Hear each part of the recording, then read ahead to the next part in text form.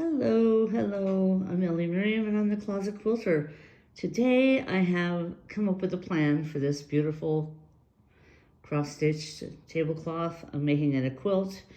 It is 72 by 60 and I'm going to use one layer of cotton batting and then put a fleece blanket on the back as the backing for extra warmth because I can't use wool as batting on this. It's linen. So what I'm doing is I've come up with a plan and I've used my paper, drawn out what I think I want to do here. I want to do feathers in these spaces. There's a lot of linear spaces in the middle. So I'm going to do feathers to take up the space. And I'm going to outline these cross-stitch motifs, of course. And then in this area, I'm going to do a crosshatch, a diagonal crosshatch. Just real simple, maybe wide, you know, a little wider than that maybe. And then on the edging, I'm going to do ribbon candy down here.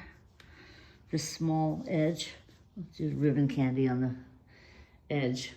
But it should be beautiful. It is a gold, bright gold, fleece, like a fleece blanket. So it's 90 by 90, so that should be easy to hoop and get this thing quilted up. It's going to be lovely. I'm going to use, I believe, wide cotton binding. I'm going to do a wide cotton binding, like a 3-inch cotton binding. Instead of 2.5 strips, I'm going to make them 3, maybe 3.5 inch, and fold it over and make the binding out of cotton. So that should be beautiful. I'm looking forward to it. And quilting it up should be fun. So as soon as my blanket comes in, I've got it ordered. I will get this up on the frame and we'll quilt this. And this paper is Golden Threads paper. I use that for planning. So it worked out nice.